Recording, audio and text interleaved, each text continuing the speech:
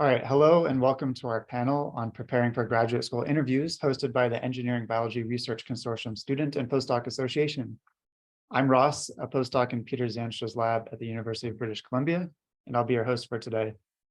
First, I'll let each of our other panelists introduce themselves, and then we'll get into our discussion. We'll have 15 to 20 minutes at the end for audience questions, and where we'll sort of answer any questions that you have. If nobody speaks up, we have collected questions that people provided during the registrations, and so we can also go to those. We'll be trying to keep those in mind as we go through some of our pre-prepared questions for this. If you have any additional questions after the event, we do have a dedicated Slack channel where students and postdocs within the SPA are available to help answer some of your questions about interviews or other things related to grad school. So,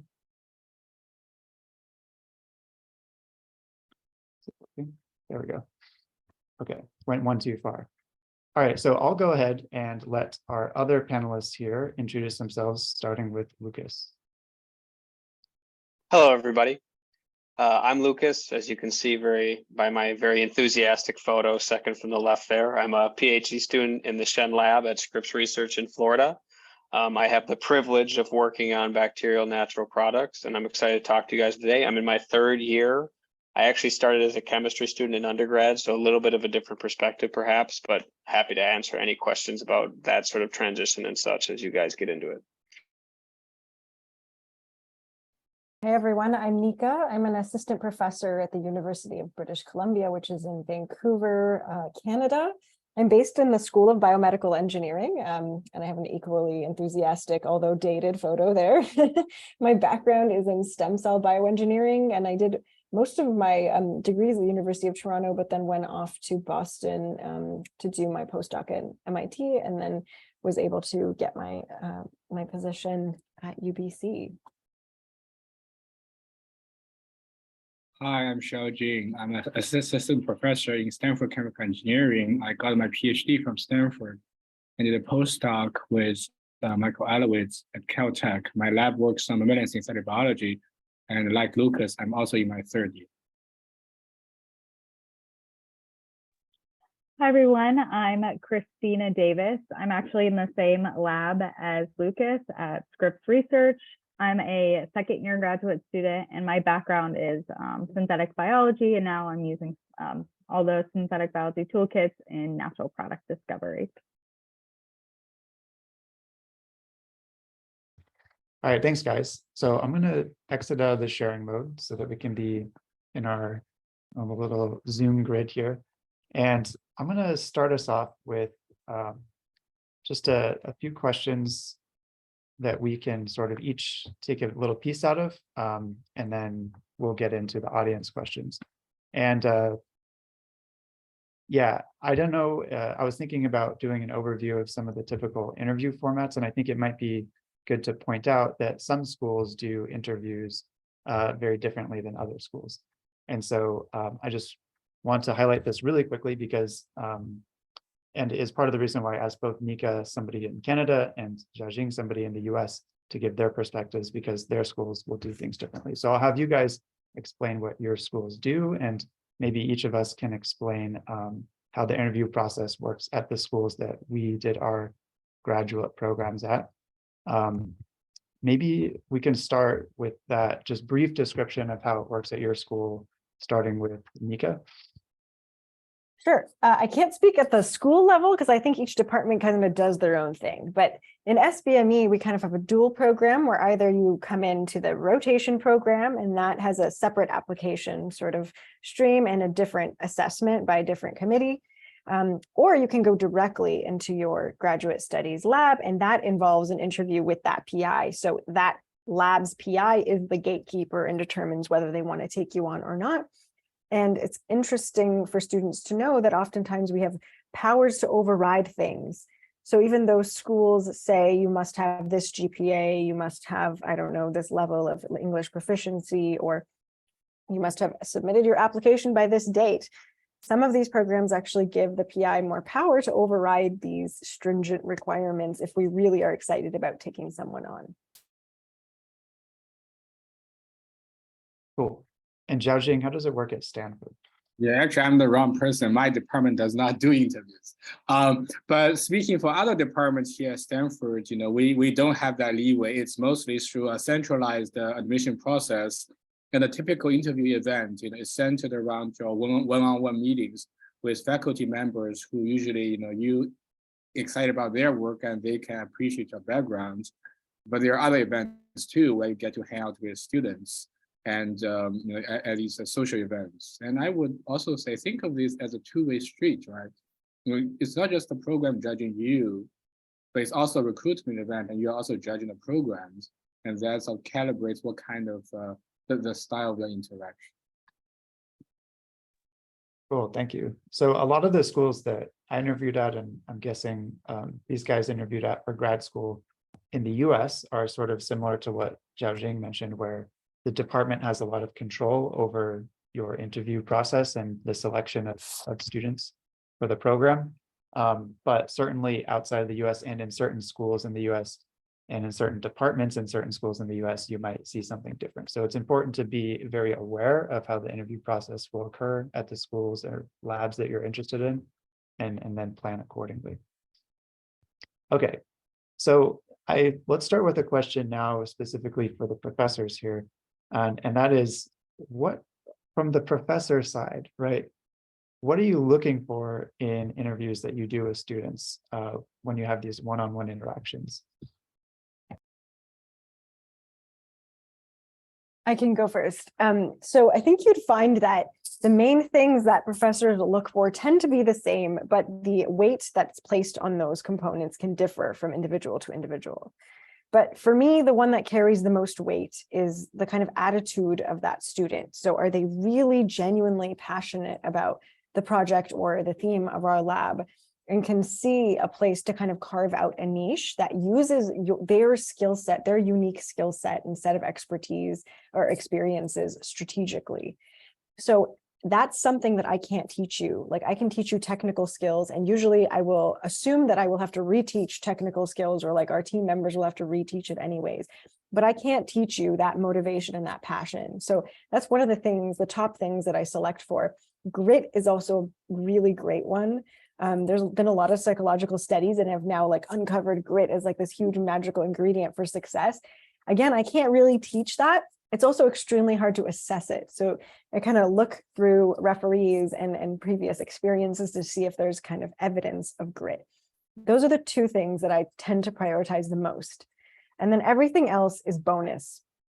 Soft skills, technical skills, previous publications and evidence of being kind of productive, GPA, these are all kind of secondary for me. Yeah, and I would absolutely resonate everything Nika just said, and maybe you can share a bit about my process, which I picked up from my previous mentors, and it's in a it's a personal preference. But I would say I do know a fraction of PI doing this, which is I don't ask behavioral questions. I just dive right into the research. I was like, tell me about your most favorite undergrad project. And I just keep going until we hit somewhere that students doesn't know, which is normal, right? Because that's one skill you have to learn, how to navigate things you don't really know. But the process of getting there will reveal a lot about the thoughtfulness. Are you really enthusiastic? It will make a difference whether you know something or not.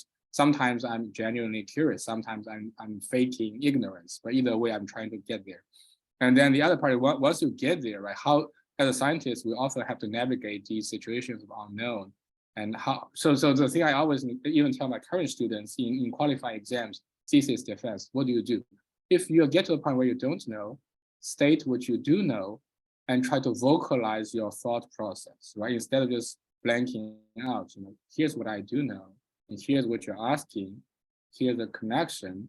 And it's okay to be, to confess your ignorance, that's fine. But talk through and do this as a conversation, right? Constantly checking with the interview.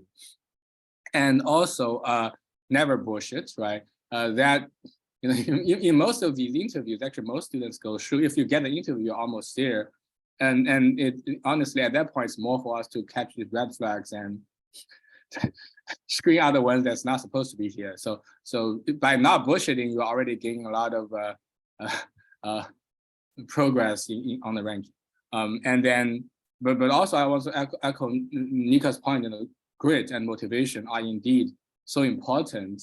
And maybe one thing you could think of is take our questions and think of concrete evidence and stories you can tell to convey that uninvited, right? And I would like, tell me about this experiment, and you'll be like, well, it started this way, it didn't work, and I did ABC, read these papers, did these controls, and I made it work, right? And that will be a way to convey your enthusiasm instead of using superlatives and just acting enthusiasm. To me, the form of the Yeah, thanks, guys. I think that what they really highlight is sort of why you did things in undergrad, why you're interested in doing things in grad school, the sort of baseline, not just what you did, not just what you want to do, but why you want to do it is very important, which is also true for personal statements. It's too late for that now, but hopefully that is reflected in that as well. And then hopefully it comes through your guys' interviews. So now let's flip it around to the grad student perspective, including you professors, when you were grad students. How did you prepare for the interviews? What was your approach to them? I'll start with the grad students now. I think Lucas is the older of the grad students, so maybe I'll make him go first. What a privilege. First, I just want to say that I think it's very easy to get stuck in the wrong mindset about these kind of things. And so I just want to encourage everybody to really take a deep breath and approach it, with some excitement instead of anxiety to the best you can. But in terms for preparing, I mean, as was just highlighted, I think oftentimes what we think they want to hear is not really what they want to hear. You don't need to go in and show that you have a textbook front to back knowledge of the subject matter. Instead, it's much more important to convey your curiosity, your motivation, your interest, and stuff like that. And so I think instead of trying to approach these like an exam, it's much better to try to approach them like a conversation.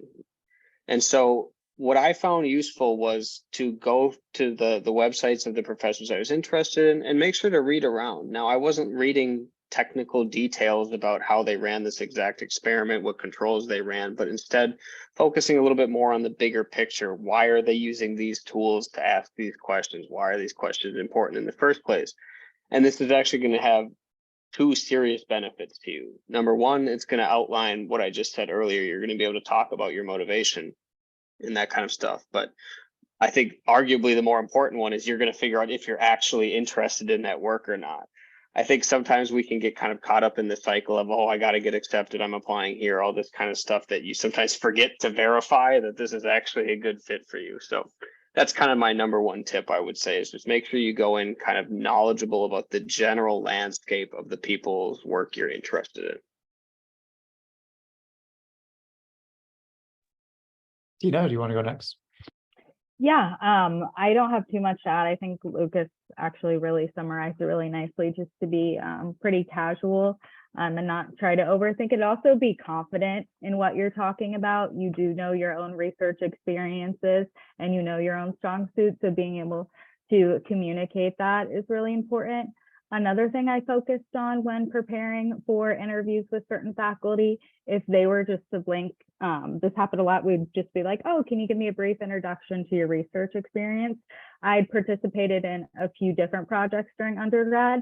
So depending the faculty member I was talking to, I would alter which research project I would focus on, just so it would align best with the interests of their lab and what skill set would be transferable to their lab. I found to be really important. Yeah, other than that, I think Lucas recapped it really nicely. Yeah, I can add in one thing that I like to do. Professors often have many different projects going on, and so I would look for maybe like one area that I was particularly interested in, and have in mind some sort of question to dive into, and to get as many questions in as I could, because it's a great learning opportunity for you as a student to find out what the lab is currently up to. Every publication that you see, even ones published yesterday, is probably work that was done 2 years ago or something, or the bulk of it was done maybe 3 years ago. So if you want to find out what the lab is doing right now and what their sort of hot areas of research are, you can ask that. And professors will be very happy to tell you what they're up to and see what excites you. And, they might have a few different ideas that you could vibe with. And so it's not, you don't have to know every little thing that they are doing. It definitely helps to know generally what they're working on. And then hopefully you can use that as a basis to kind of find out more about what they're doing. And if there are things of theirs that you found most exciting, you can bring that up and then ask sort of where it's going now. Nika and Xiaojing, do you guys want to add anything? Thanks for painting us as narcissists. I think everything was well said. Honestly, my personal grad school experience is pretty muddled in my memory, but I do remember doing mostly soul searching. Like, I think a self-reflection exercise is warranted to connect with your values as a researcher. Why are you doing this degree? What do you want to get out of it? Right. And as Xiaojing had mentioned, like, is this going to be the right lab for you, right? So kind of think about the network that's going to bring you in, the projects, the skills, right? The doors will open up to you with, and if that aligns with your goals and your long-term career trajectory, and making sure that you kind of do your homework before you go in so that you can ask these educated and relevant questions, but can also do the due diligence of asking pointed questions that answer your agenda, right? Yeah, no, absolutely. We should do soul searching. Actually, I asked my undergraduate, do you really want to do a PhD? That's the first thing you want to do, soul searching on, but then I'd be late for that. But I also want to sort of combine Ross and Christina's point, right? So you want to have these set pieces that you can dynamically adjust to according to who you're talking to, and you can have, one sentence version, a 3-minute version, or a longer version of your undergrad research. And as you go along in the process, you get autonomous, but don't just count on, my personal opinion is, don't entirely count on spontaneity for your first interview, right? Sometimes you can fumble and not do things well. So for the first one, have some set, at least coming from a non-native speaker, once international student. And then, maybe we are narcissistic. Well, but I think the real reason is we have thought much more about our own research than anybody else's. So I agree with Ross's point that, the best way to, and surprisingly, we don't have interview, we do have campus visits, but surprisingly, most students will know nothing or very little about what I'm doing, even though they are seriously considering the program. And any students who have an insightful question to ask always stands out. So, yeah. Yeah, well, sorry for making you guys come off as narcissists. Oh, and sorry, but the other thing is, in terms of preparation, I as you can tell, I'm on the preparing side, and I always have a slide deck that's ready. I would offer them. The professor might not take them, but I would like, do you want me to go through my slides, or you want to have a casual conversation? I at least give them the impression I'm prepared and the option to look at the prepared deck. Yeah, that's a great point. I was just going to say, I too sometimes am narcissistic when I talk to undergrads about potential projects to work with me. So I know how it is. Okay.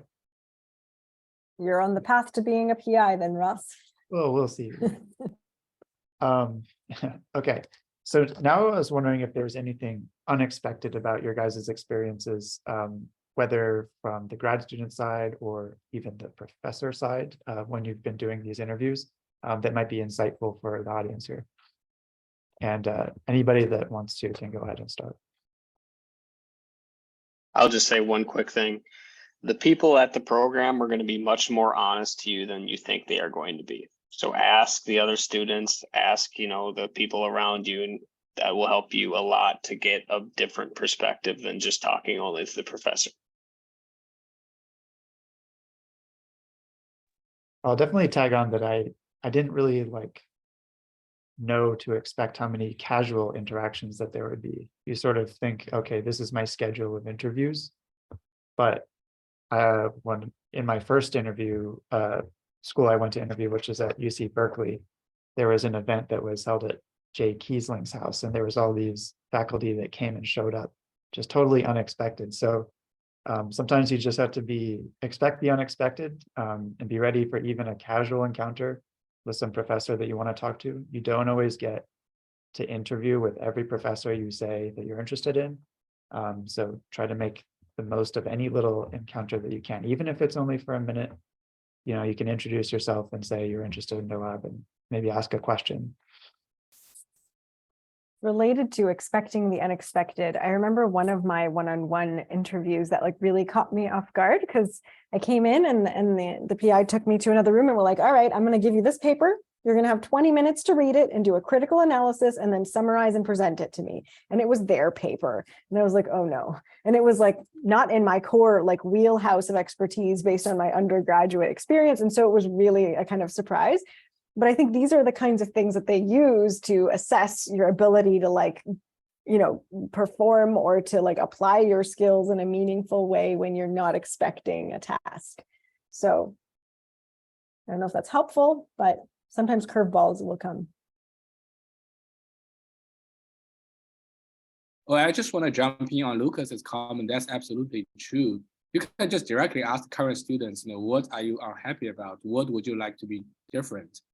And you can even ask about specific PIs. If you feel that's too blunt, you can always say, what do I need to know about Xiaojing or Nika so that I can work better with them? And that's basically code for, what dirt do you have on them? And usually people are surprisingly candid.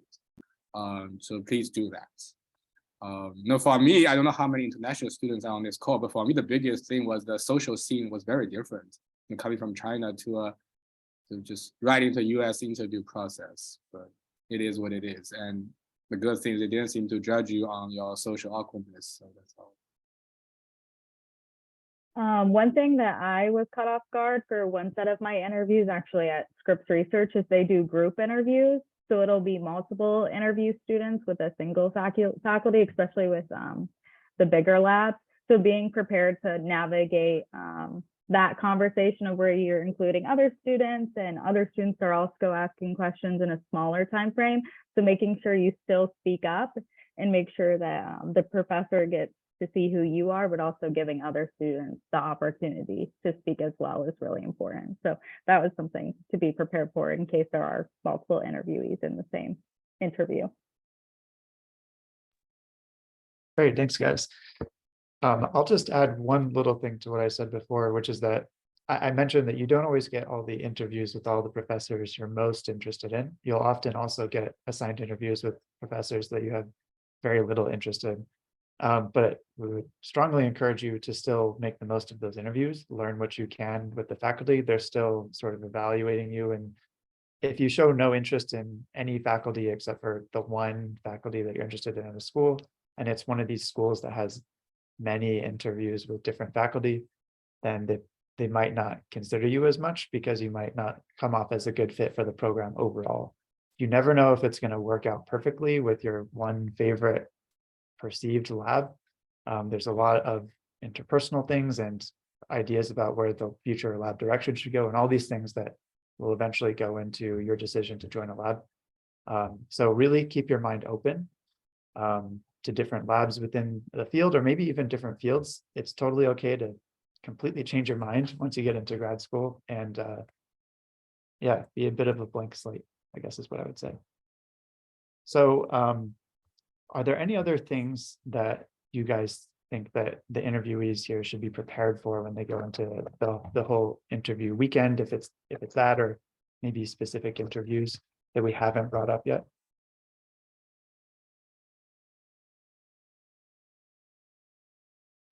Well, you got a free paid trip to go see places, and that's not going to happen anytime soon again in your grad school. So just enjoy. One thing that you might want to think about if there's a lab that you're particularly excited about is to ideate around what you would do, like what is a project that you would imagine in their lab. And I think that provides room for you to show your soft skills and presentation, but also your knowledge of what they do, your passion for the area, and just like scientific creativity, right?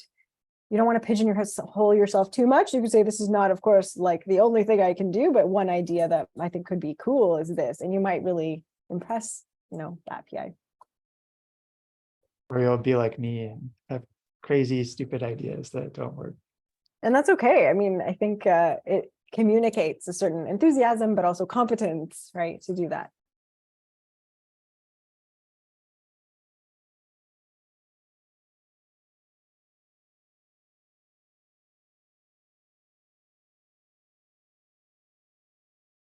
Any other comments?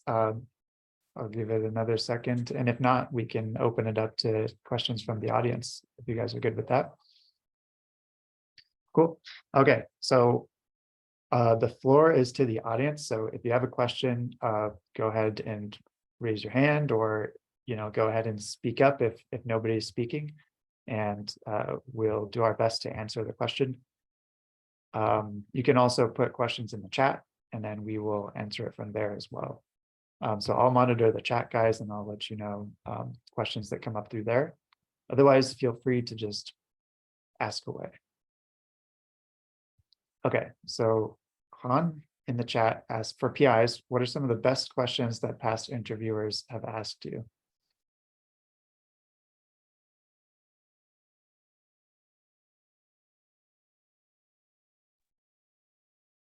See, try not to do that.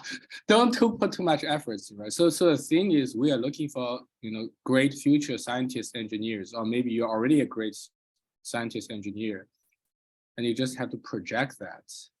And as I said, most of this is actually about your current work. That's the best place. But to me, what really could be impressive is a student ask me something that I'm actually doing in the lab, or even haven't even started just thinking about it. But that would be a very high bar, and the student does not have to pass that bar to be a strong positive from me. For me, it's questions that signal a certain scientific maturity. So I'm struggling finding a solid example for you, but something that shows me that they're kind of aware of what grad student life is about and where it can take them. Maybe things around how do you mentor your students to get them to where they want to go? How does your mentorship approach differ if a student is biotech interested versus academic focus? Things that show me that they are really critically thinking about their experience and not just eager to be accepted anywhere and they'll go anywhere, but they're looking for the right fit and will be invested once they get there.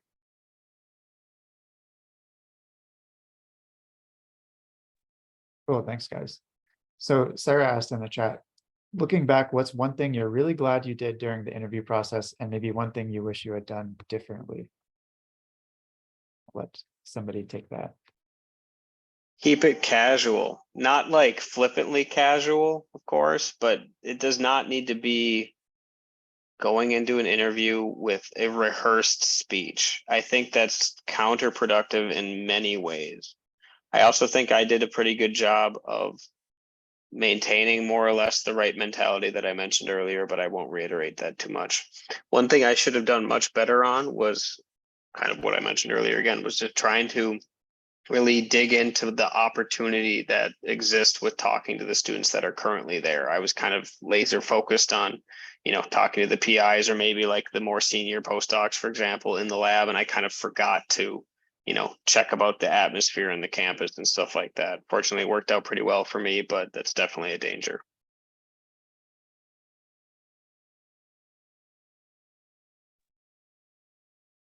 I guess one thing for me is I think I didn't have a good enough plan about which vignettes or which stories to say for each professor that I was talking to, I think Lucas suggested earlier.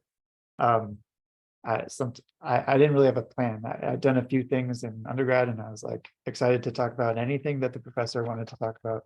So I was kind of just a little bit too much of unfocused in that regard.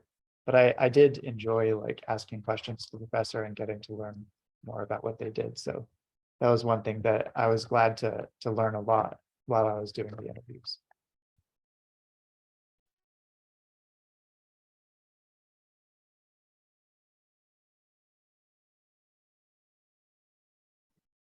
One thing I wish I would have taken advantage, similar to Lucas, is finding out about other opportunities outside of your lab that you would be able to participate in as part of the program. So if there's different clubs or different career paths or like career services available to you, or if there's symposiums that happen within the department, kind of those more interdepartmental things that a student would have or a PI would be able to let you know. I wish I would have asked more about during the interview process.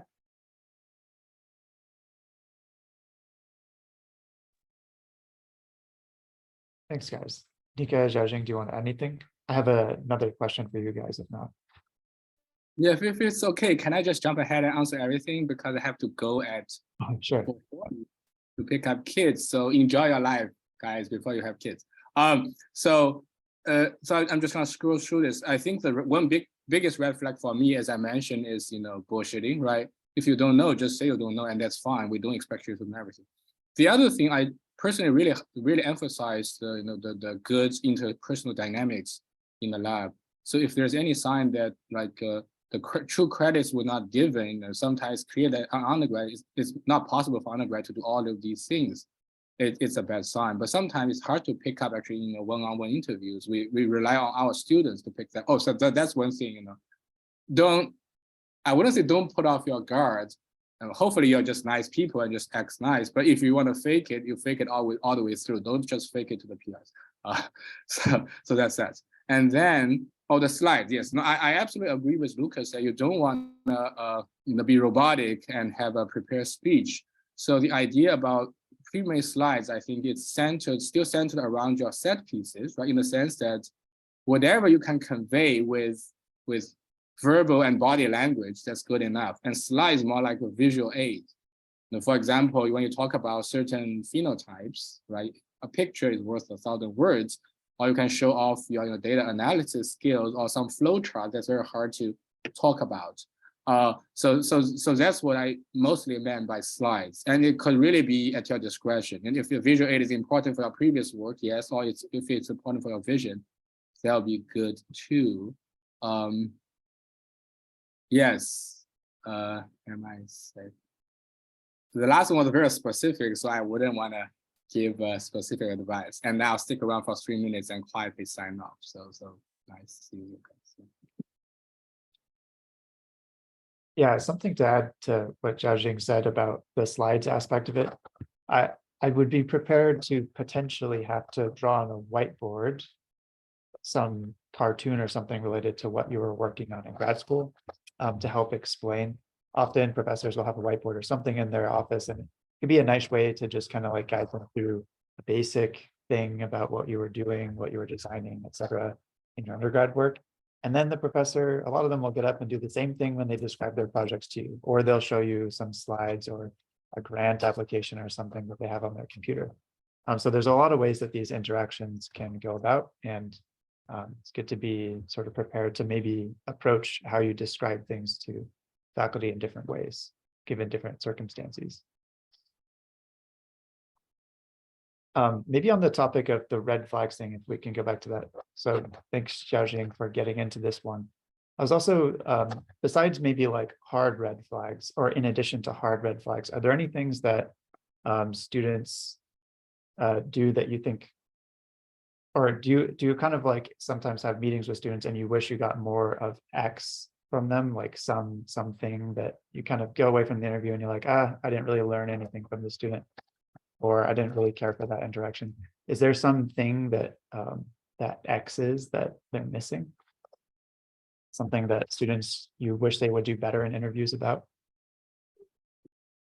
I feel like being genuine can't be overstated. So for me, it's like really off-putting when it's obvious that the student has like a set script or like a set approach that they feed to every PI, and they're just hoping for one that will like buy it and take them in. And I much prefer a personalized approach. Like I realize it takes a lot more time to do your homework and know what that PI is about, and like show evidence of that, show thoughtfulness. But it's also better to not pretend, right? Like if that's not someone that you're necessarily interested in, it's okay to just have an interesting scientific discussion and not pretend that like I would really love to be in your lab. And I think that the genuine passion is like where you want to be investing your energy. Yeah, that's a great point. I had some interviews where I was meeting with a professor doing something well outside of what I was interested in. And a lot of these interviews kind of start with them asking you what you're interested in doing in grad school. And so if you know for sure you're not going to be interested in the lab, you can definitely say like, I'm interested in like these general areas. Here's some of the labs that I've been talking to and what I'm kind of interested in there. And then that might actually bring up some aspect of their work that you didn't know about, or that Yes. there's a collaboration or something that's not some sort of obvious main part of their work. And so some of those discussions kind of went that way. Sometimes we would just kind of generally talk because, you know, this is science, like people are working on interesting things, even if it's not something that you necessarily want to work on. So there's a lot to be learned there, but you definitely can be upfront in saying like, especially if it's a place where there's like a bunch of interviews. And let me tell you, some schools you'll interview like 4 professors and some you'll interview with like 10. So, you know, it's not always going to be the case that all 10 professors are somebody that you want to work in their lab, but that's okay. Just try to have a real conversation. And they probably talk, right? So if like all 10 of those professors go to the coffee room and they're all saying like, oh yeah, this student was like really interested in my lab, and then they compare notes and that student's interested in everything, that might seem disingenuous, right? So I think the soul searching and self-reflection is important because, as you said, Ross, there might be elements of labs that like really resonate with you, and you probably can fixate around that. You can talk about those things. Like maybe they're a single cell technology lab and like you love that, but you love cancer, and the other labs that are cancer labs maybe you think are a better fit. But you can talk about how you're really passionate about single cell technologies. You were thinking about applying them to cancer. And then maybe that PI who you thought you won't be interested in, as you said, will then like take you on this journey of like, oh, well, we could totally apply that to cancer. Or, you know, you could find some middle scientific ground without being fake.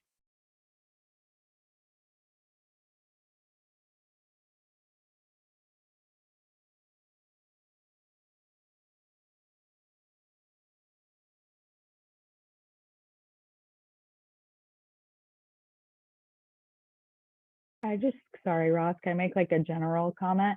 So a lot of my faculty interviews, I would have like 7 faculty for one school, and it would be 30-minute interviews and be all packed into one day.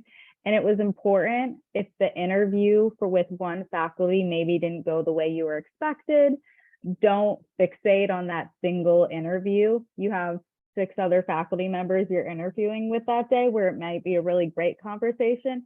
So try to keep positive if you do have like an interview that doesn't go as well as you wanted it to go. It's okay, and just learn from it and move forward and do different on your next interview. So that was something I tried to remind myself in the interview process.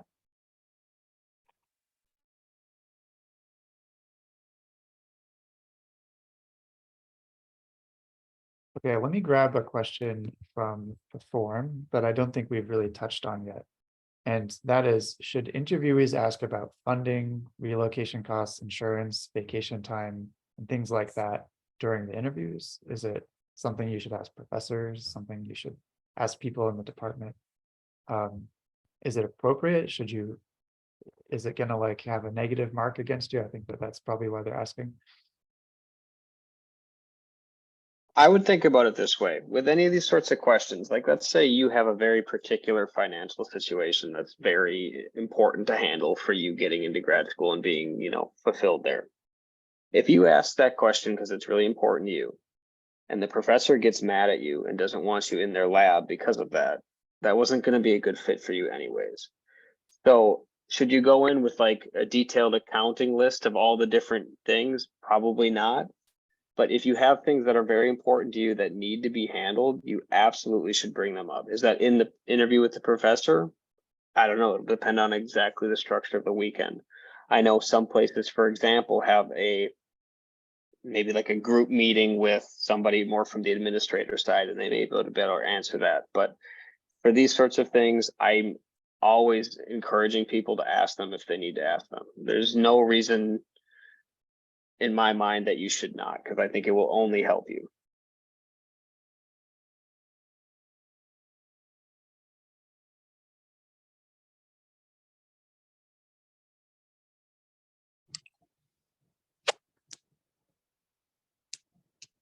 And if I can just kind of wax on, I see we don't have another question here, but one thing I want to encourage people, because this is something that I think is really hard to do until you're in teen era I's shoes, then you're done with it, is just take a deep breath about it. It's not critical to be super results focused in this sort of situation. I know that sounds strange. You're like, well, I don't want to get rejected everywhere.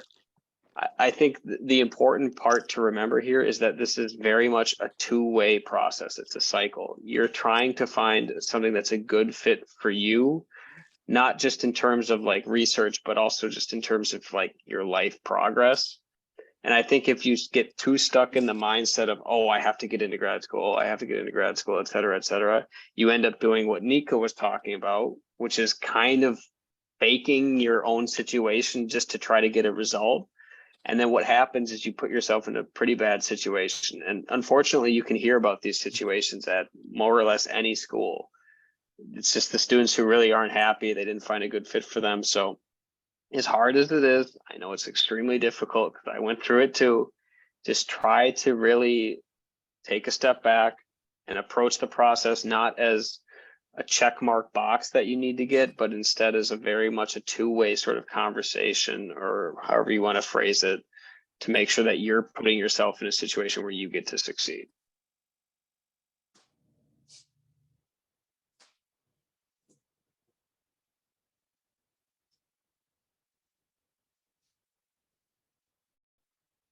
Right, thanks, Lucas. I can ask some more from this document. And again, if there are more questions from the audience, feel free to either speak up or put it in the chat, and we'll go ahead and ask the panel. So this is one I don't know too much about, but that was because I did my grad school interviews back in 2014, back before the rise of Zoom. But these days, there's some more sort of virtual interviews that are happening, some that occur prior to the actual event. Of a main interview that occurs at the department or at a particular lab. And so the question is, how do these sort of virtual pre-interviews differ from some of the more main on-site interviews in terms of maybe how they operate, or what would be expected during the interviews or things like that? And Nika, maybe in your case, since it's a bit you more directly admit students, right? If you have like a multi-step process, maybe we can start with that. Yeah, I mean, honestly, well, I started my lab in the pandemic, so it was largely Zoom driven, and I usually start with a virtual one-on-one interview. I have a set of questions, standard questions that I use for every applicant to kind of keep it as fair and as unbiased as possible. But then I usually have a follow-up interview where I'll like dive in more detail to the scientific side, like projects that may or may not be a fit, and what their thoughts are. It kind of gives the student more time to do some deep diving as well. And in between those two stage interviews, I usually encourage and connect my student with, the incoming student, potential student, with existing students in my lab.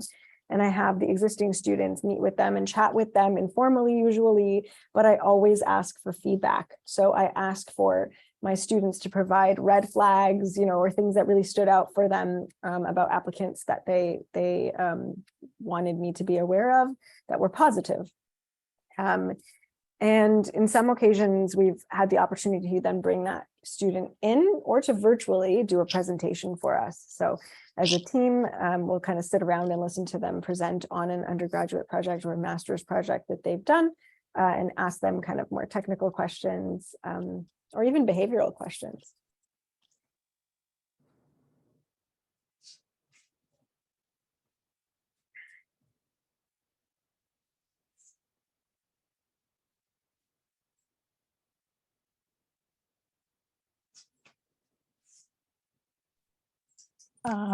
Lucas and I both, I think we both virtually applied to our program now. And then I've participated in the on-person recruiting we had last year as a postgraduate student. So I've kind of seen at least how the in-person would go, and then I did the virtual interviews.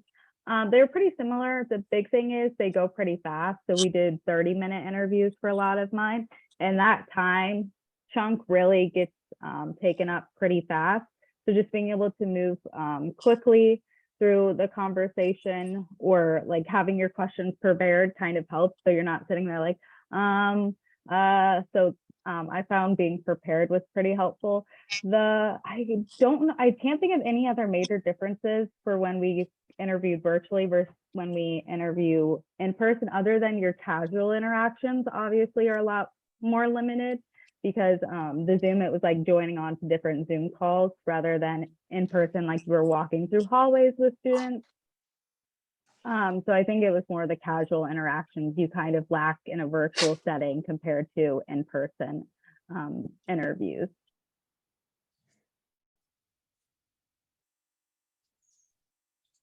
So I think something related to this question is whether students should reach out to labs of interest before the interview weekend. Does this make a difference in your application? Does it improve your odds? Does it make a difference at all? Would it be helpful?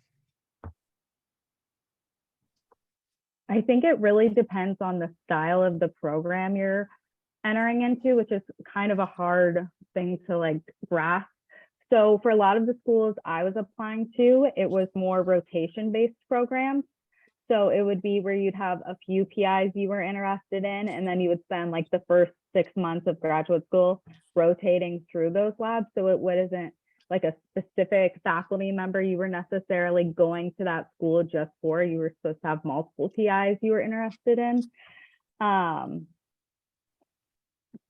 that was kind of a different approach to graduate school than some of the other interview processes we've heard about. I can't think of a situation where it's really going to hurt you unless you really don't put a lot of effort into that email. I think at worst they ignore it, and that will definitely happen. And you should not take that as oh, they hate me, I'm not going to get in or anything like that. It's shocking the amount of emails, even from current students with a very high importance task, get lost in like Ben's email. It's just what happens. But I think if I can give you a hot tip here, remember, this is a two-way thing. But oftentimes, if you're expressing an interest, you also look better. So if you send an email, you don't want to say, hi, I'm Lucas. I really like your lab. Will you let me into your lab? That's not really going to get you very far. But if instead you ask, I want to learn more about your lab because I'm interested in your work, suddenly you're setting up a two-way conversation where you can learn more about it and hopefully find a better fit for yourself, but also very obviously demonstrating that you're interested in that lab. I can also see a bunch of questions popping up, which I'm happy about. Ross, do you want me just to roll through them? I can do that if you don't mind. Yeah, go ahead. I think Okay. one thing I'll add for because I can speak to a couple of these more personally is my point. Yeah, can I add one thing for the last question before you advance? So I wanted to point out that you'll also have opportunities after the interview weekends to talk to students, and the interviews will be a good chance for you to meet those students and then follow up with them later. And sorry, I mean that because I say students because when you contact a PI, they'll usually connect you with a student or a postdoc in their lab. And so the interview itself is a good time to sort of have a professor that you talk to connect you with somebody in their lab to talk to more, or to meet somebody in the department that you want to talk to more about what's going on in their lab. And so you can also sort of do this sort of outreach after the interviews. It doesn't have to be before if you want to follow up or learn more about a specific lab beyond what's in the interviews. All right, but yeah, Lucas, go ahead and roll through and then roll through. No, I only got excited because I see the combination of Caroline, Hans, and Satya's questions here, and I find something relatively, personal in them, because I switched within chemistry to like chemical biology, which you're like, oh, that's not a big change, but it was very much on the technical side of things. So Caroline's outlining that I don't have a lot of wet lab experience. How do I ask about that without it coming off bad? Hans pointing out that like, well, I want to have these deep questions, but I'm worried I'm going to make a mistake about it. And Satya's pointing out that They want to switch fields a little bit, but they don't know how to navigate that. And I think what Nika said earlier is really important here, which is that most of the time what the professors are looking for is not 100% technical proficiency. As Ben actually will tell you to every single person when you join the lab, it's impossible to find people that have the skill set to work in this lab completely. It just doesn't happen. And this is very normal in many different, especially these more interdisciplinary fields. So most of the time the professors are not looking for that because it's not really that important. You can be trained. The people within the lab will show you how to do these techniques, will show you how to operate the equipment, all that kind of stuff. What's much more important is that you have a certain level of, you know, whatever you want to call that, perseverance and wanting to be there and being interested in it. So Caroline, I would just say to you that, you know, yes, you might ask about it. You don't want to say, hey, I'm bad at experimentation. What should I do? Instead, you want to say, hey, I'm not very comfortable with these specific techniques. How does your lab organize the training hierarchy? That highlights not only that you're thinking and acknowledging what might be a slight shortcoming in your profile or whatever, but that you're identifying how you're going to get past that. And that I think shows a lot of maturity. Han, don't worry about it, man. Everybody makes a lot of dumb comments and these sorts of things. It's going to happen. But I think, again, the enthusiasm will come across a lot more than any small slip up you make where you label something incorrectly. And then Sacha, I mean, it's intimidating maybe, but all the students are equally ignorant in some way. And that's just part of the process, man. You get there maybe about your 4th year, honestly. So don't worry about it.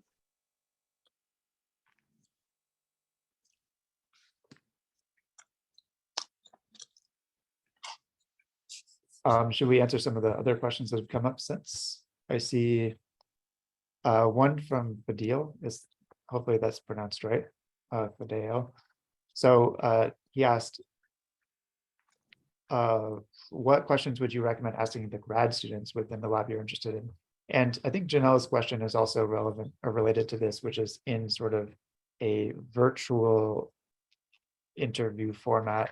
Is it an unfair advantage, so to speak, to try to get connected to students in some of these labs as part of the process? I think we can, yeah, just say, no, if you're interested, ask to be connected. It's not a big deal. But when you do talk to those students, what should you talk about? What do you guys want to be asked questions about? I definitely had my list of things when I was a grad student.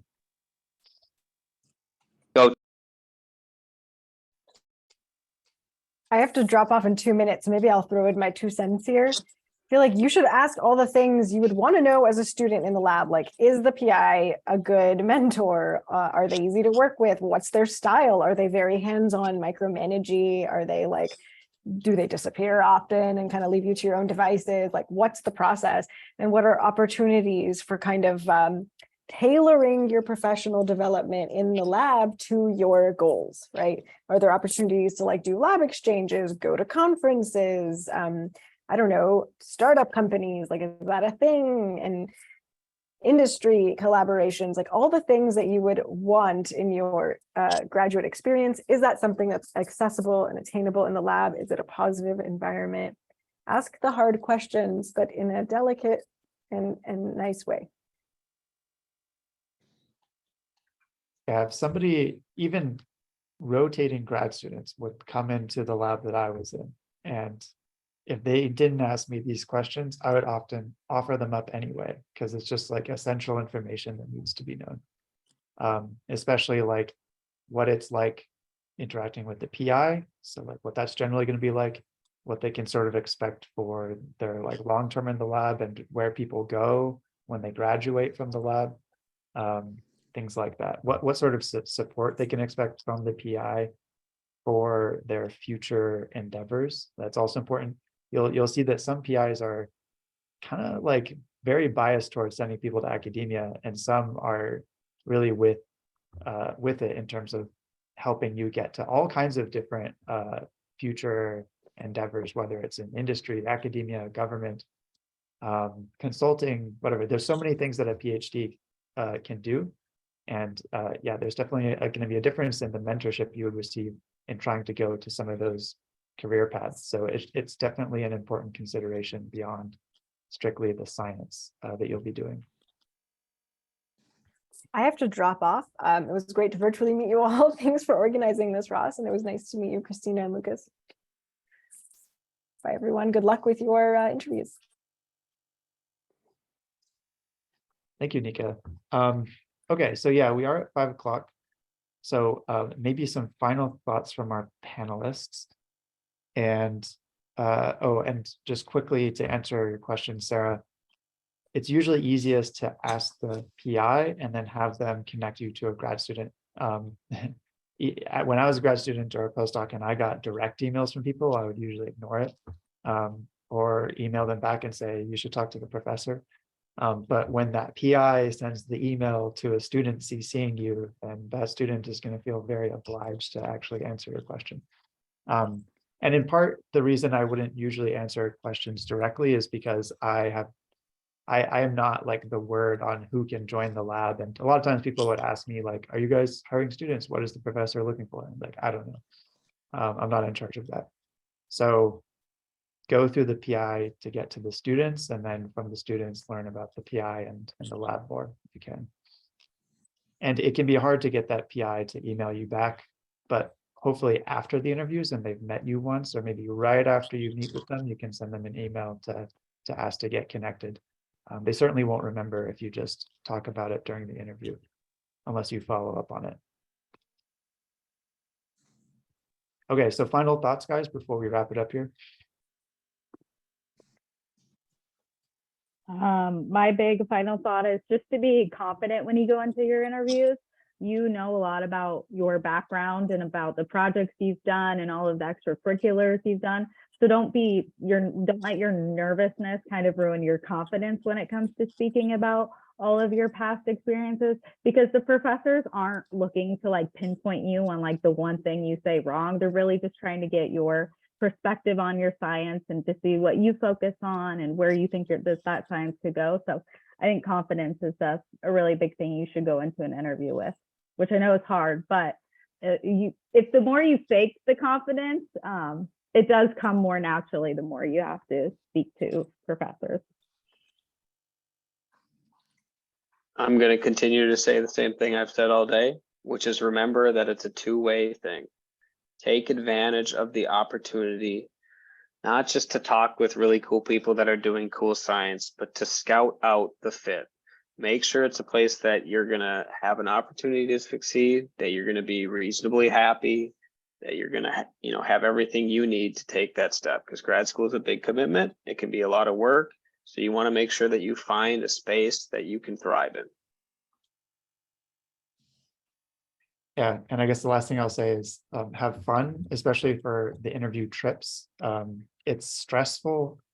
You're going to have like homework to do on the plane, probably, both for your classes and also homework for the professors that you'll be meeting to learn about their work. But once you get there, just immerse yourself in the experience, enjoy the institutes that you get to see, enjoy the sites, enjoy the conversations that you have. It can be a really fun time. Oh, and definitely try to make friends with the other trainees that you meet along the way, the other prospective students. A lot of them will end up being your classmates. And I sort of immediately made some friendships that carried through to grad school. And that was really nice, I thought. And something a bit unexpected for me going into it. It's also a good way to find roommates if you do all end up going to the same school. Yeah. Yeah, you'll probably see the same people around at different schools that you go interview with. So try to stay connected to some degree. Cool. Okay, well, thanks to the panelists that remain. Thanks to Nika and Zhaojing who have gone already. And thanks to you guys for showing up and asking lots of questions. Hopefully this was helpful. This has been another production of the Engineering Biology Research Consortium Student and Postdoc Association. If you are a master's student, you can actually apply to join SPA right now. If you're a prospective master's or PhD student, once you become a graduate student, you may apply to join. So come join us. We do fun things. We try to do outreach like this to get more people into the field and build a community for the field from the ground up or from the student side. If you want to know more information about EBRC, check out our website at ebrc.org. This recording will be posted on EBRC's YouTube once we get it all processed and put together. So that'll be available hopefully in the next week or so. If you'd like to review it or send it to any of your friends or colleagues that might be interested. Just a thanks to the rest of the EBRC SPA and especially the people involved in outreach. So ICE was here on the channel or on the call, helping to answer some questions and also doing some of the outreach for us. And in addition to him, Kelsey Gray, Yan Zhang, Koksi Lee, and many of the others that have contributed to some of our outreach efforts. So if you end up seeing them in some of their other roles in the SPA, definitely say hi. And also thanks to EBRC for their support for these activities and others. So we will be having more of these panels and workshops over the next year or so on various different topics. So definitely keep your eye out. And if you haven't already, you can email me directly to sign up for our mailing list or to join our Slack where we try to answer questions from students that are interested in the field. So if you didn't check yes on that option when you filled out the registration form and you would like to be signed up for emails or Slack, just email me and I can set you up. So that's it. Thanks everyone for joining, and we'll go ahead and end it now.